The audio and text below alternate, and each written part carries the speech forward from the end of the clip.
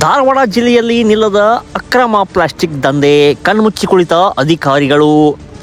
Plastic ಮುಕ್ತ ಭಾರತ ಪ್ರಧಾನಮಂತ್ರಿ ನರೇಂದ್ರ ಮೋದಿ ಅವರ ಕನಸಾಗಿತ್ತು. ಆದರೆ ಈ ಕನಸಿಗೆ ಕೆಲವೊಂದಿಷ್ಟು ದಂಧೆಕೋರರು ಕೊಳ್ಳಿ ಇಡುತ್ತಿದ್ದಾರೆ.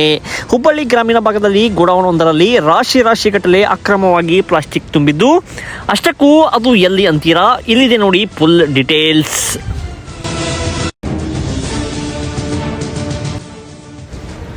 ಹೌದು, ಹುಬ್ಬಳ್ಳಿ ತಾಲೂಕಿನ ಕೊಟ್ಟಗುಣಶಿ ಗ್ರಾಮದ ಹೊರವಲಯದಲ್ಲಿ ಮನೋಜ್ ಎಂಬುವವರಿಗೆ ಸೇರಿದ ಈ ಗೋಡೌನ್ ರಾಶಿಗಟ್ಟಲೆ ಅಕ್ರಮವಾಗಿ ಪ್ಲಾಸ್ಟಿಕ್ ಅನ್ನು ಶೇಖರಣೆ ಮಾಡಿದ್ದಾರೆ.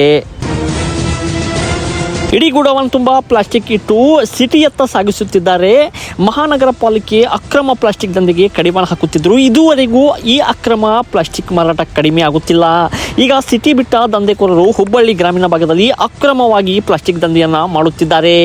ಸುಮಾರು ವರ್ಷಗಳಿಂದ ಮನೋಜ್ ಎಂಬಾತ ತನ್ನ ಗೋಡೌನ್ನಲ್ಲಿ ಅಕ್ರಮವಾಗಿ ಪ್ಲಾಸ್ಟಿಕ್ ಸಂಗ್ರಹಿಸಿ ಹುಬ್ಬಳ್ಳಿ, ಧಾರವಾಡ ಸಿಟಿ ಸೇರಿದಂತೆ ಬೇರೆ ಬೇರೆ ಜಿಲ್ಲೆಗಳಿಗೆ ಸಾಗಿಸುತ್ತಿದ್ದಾರೆ ಎಂಬ ಶಂಕೆ ಮೂಡಿದೆ. ಗ್ರಾಮೀಣ ತಹಶೀಲ್ದಾರ್ ಜೆ.ಬಿ. ಮಜ್ಜಿಗಿ, ಗ್ರಾಮ ಪಂಚಾಯಿತಿ ಪಿಡಿಒ ಅಮೃತ್ ಹಡಪದ್ ಸೇರಿದಂತೆ ಅಧಿಕಾರಿಗಳು ಕಣ್ಣಿದ್ರು ಕುರುಡರಂತೆ ವರ್ತನೆಯನ್ನ ಮಾಡಿದ್ದಾರೆ ಎಂಬುದಕ್ಕೆ ಇದು ತಾಜಾ ಉದಾಹರಣೆ. ಕೂಡಲೇ ಈ ಅಕ್ರಮ ಪ್ಲಾಸ್ಟಿಕ್ ದಂಧೆಗೆ ಬ್ರೇಕ್ ಹಾಕಬೇಕೆಂದು ಸಾರ್ವಜನಿಕರು ಒತ್ತಾಯವನ್ನ ಮಾಡಿದ್ದಾರೆ.